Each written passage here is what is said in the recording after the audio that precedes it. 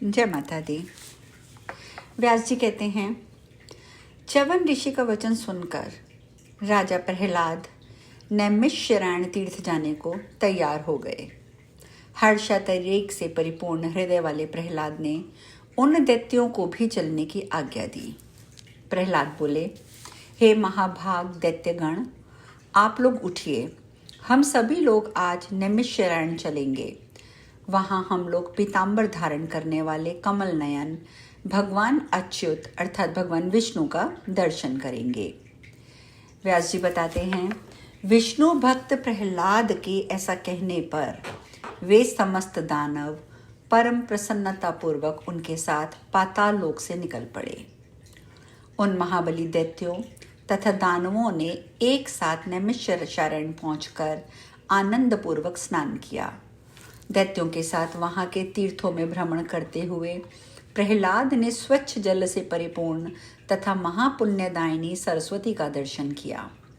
हे नृपश्रेष्ठ, उस पवित्र तीर्थ में सरस्वती के जल में स्नान करने से महात्मा प्रहलाद का मन प्रसन्न हो गया। दैत्येंद्र प्रहलाद ने उस शुभ और परम पावन तीर्थ में प्रसन्न मन से स्नान दान आदि कर्म विधिवत संपन्न किए। व्यास जी आगे बताते हैं, हे राजन, इस प्रकार तीर्थ के कृत्य संपन्न करते हुए हिरण्यकश्यपु पुत्र प्रहलाद को अपने समक्ष एक विशाल छाया संपन्न वट वृक्ष दिखाई दिया। वहां पर प्रहलाद ने गीधों के पंखों से सुसज्जित नुकीले तथा शिला पर घर्षित करके अत्यंत दीप्त एवं उज्जवल बनाए गए अनेक प्रकार के बाण देखे। उन्हें देखकर प्रहलाद ने मन में सोचा कि इस परम पवित्र तीर्थ में ऋषियों के पुण्यमय आश्रम में ये बाण किसके हैं। इस प्रकार चिंतन करते हुए प्रहलाद ने श्री कृष्ण मृगचर्म धारण किए हुए और सिर पर विशाल जटाओं से सुशोभित धर्मपुत्र नर नारायण मुनियों को देखा।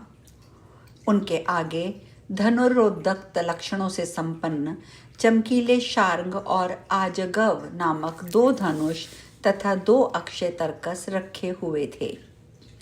उन महाभाग धर्मपुत्र नर नारायण ऋषियों को उस समय ध्यानावस्थ देखकर क्रोध से लाल आंखें किए हुए दैत्याधिपति असुर रक्षक प्रहलाद ने उनसे कहा, आप दोनों ने धर्म को नष्ट करने वाला ये कैसा पाखंड कर रखा है।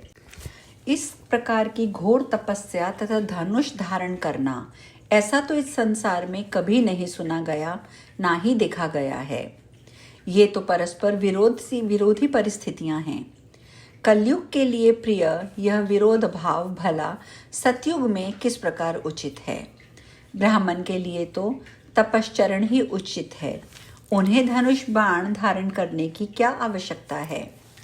कहाँ तो मस्तक पर जटा धारण करना और कहाँ ये तरकस रखना, ये दोनों बातें आडंबर मात्र हैं। दिव्य भावना वाले आप दोनों के लिए धर्म का आचरण ही उचित है। व्यास जी बोले, हे भारत, प्रहलाद का ये वचन सुनकर मुनिवर नर ने कहा, हे दैत्येंद्र, हम दोनों की तपस्या के विषय में आप ये व्यर्थ चिंता क्यों कर रहे हैं। सामर्थ्य संपन्न हो जाने पर व्यक्ति जो कुछ करता है उसका वह सब कुछ पूर्ण हो जाता है। हे मंदबुद्धि, हम दोनों प्रकार के कार्यों को एक साथ करने में समर्थ हैं, इसके लिए हम लोक में प्रसिद्ध हैं।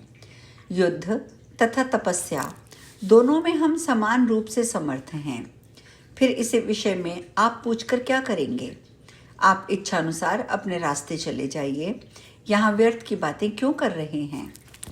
मोहग्रस्त होने के कारण आप अत्यंत कठिनता से प्राप्त किए हुए ब्रह्म तेज को नहीं जानते।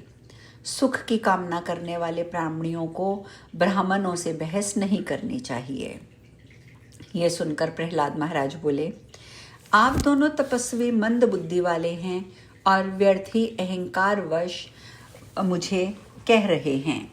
धर्म सेतु का प्रवर्तन करने वाले मुझ दैत्येंद्र प्रहलाद के रहते इस पवित्र तीर्थ में इस प्रकार का अधर्मपूर्ण आचरण उचित नहीं है।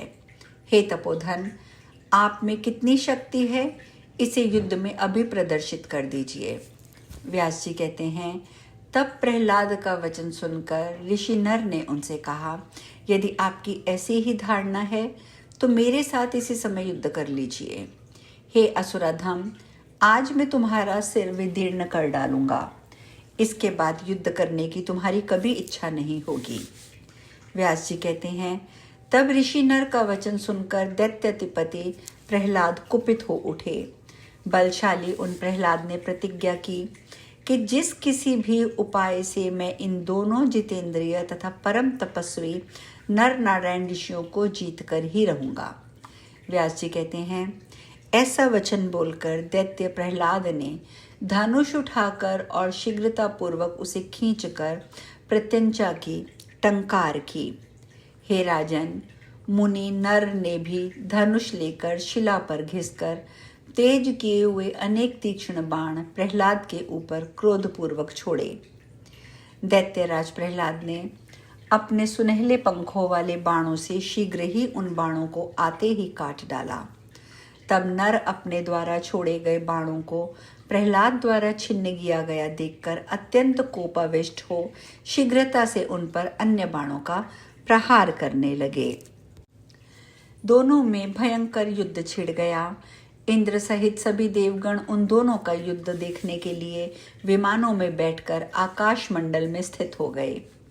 वे कभी सम्रांगण में विराजमान नर के पराक्रम की प्रशंसा करते तो कभी प्रहलाद के पराक्रम की प्रशंसा करते थे। धनुष धारण किए हुए दैत्यराज प्रहलाद इस प्रकार बाणों की वर्षा कर रहे थे मानो मेघ जल बरसा रहे हों। ऋषि नर भी अपना अप्रतिम शार्ंग धनुष लेकर तीक्ष्ण और सुनहले पंख वाले बाण छोड़ रहे थे। हे राजन, इस प्रकार एक दूसरे को जीतने के इच्छुक उन ऋषि नर और दैत्यराज प्रहलाद के बीच भीषण युद्ध होने लगा। आकाश मार्ग में स्थित वे देवतागण प्रसन्न चित्त होकर उन पर पुष्पों की वर्षा कर रहे थे। अचानक प्रहलाद कुपित हो उठे। उन्होंने अति तीव्रगामी बाण ऋषि नारायण पर छोड़े। धर्मपुत्र नारायण शीघ्र ही उन बाणों को अपने धनुष से छोड़े गए बाणों से खंड खंड कर डालते गए। दैत्यराज प्रहलाद सम्रांगण में डटकर खड़े हुए अतीव बाणों से प्रहार करते रहे। उस युद्ध का अवलोकन करने के इच्छुक देवताओं तथा दैत्यों का एक विशाल समूह अपने अपने पक्ष का जय घोष करते हुए आकाश में एकत्र हो गया। दोनों पक्षों की बाण वर्षा से आकाश के आच्छादित हो जाने पर उस समय इतना घना अंधकार हो गया कि दिन में भी रात प्रतीत होने लगा। इससे अति आश्चर्यचकित होकर देवता तथा दैत्य परस्पर कहने लगे कि ये अत्यंत भयावह संग्राम हो गया है। ऐसा भीषण युद्ध तो पहले कभी नहीं देखा गया। बड़े बड़े देवर्षि, गंधर्व, यक्ष, किन्नर, नाग, विद्याधर, चारणगण इस युद्ध को देखने के लिए विस्मय में पड़ गए। उस युद्ध का अवलोकन करने के लिए मुनि नारद तथा पर्वत भी आ गए। नारद मुनि ने पर्वत से कहा कि ऐसा घोर संग्राम पहले नहीं हुआ। तारकासुर युद्ध, वृतासुर का युद्ध, यहाँ तक कि मधुकैटभ का युद्ध भी वैसा नहीं हुआ था जैसा कि इस समय नारायण के द्वारा किया गया है। प्रहलाद अत्यंत वीर हैं, जो कि वे अद्भुत कर्म वाले सिद्धि संपन्न नारायण के साथ ये बराबरी का युद्ध कर रहे हैं। व्यास जी कहते हैं, इस प्रकार प्रतिदिन प्रतिरात्रि बार बार युद्ध करते हुए वे दोनों दैत्य और तपस्वी घोर संग्राम में तत्पर रहे। नारायण ने एक बाण से प्रहलाद का धनुष काट दिया। तब प्रहलाद ने दूसरा धनुष ले लिया। नारायण ने हस्त कौशल दिखाते हुए शीघ्रता से दूसरा बाण चलाकर उस धनुष को भी बीचों बीच से काट दिया। इस प्रकार नारायण बार बार धनुष काटते जाते, प्रहलाद दूसरा धनुष लेते जाते थे। अंत में नारायण ने कुपित होकर बाणों से उसके धनुष को शीघ्रता से पुनः काट दिया और उस धनुष के भी कट जाने पर दैत्यराज प्रहलाद ने अपना पारिग उठा लिया और अत्यंत क्रोधित होकर फुर्ती से धर्मपुत्र नारायण की भुजाओं पर प्रहार किया। प्रतापी नारायण ने अपनी ओर आते हुए उस परिग को 9 बाणों से काट दिया और 10 बाणों से प्रहलाद को चोट की। तत्पश्चात दैत्येंद्र प्रहलाद ने पुण्यता लोहमयी सुदृढ़ गदा उठाकर क्रोधपूर्वक नारायण मुनि की जांघ पर शीघ्रतापूर्वक प्रहार कर दिया। आज हम कथा में यहीं विश्राम लेंगे। शेष कल। जय माता दी।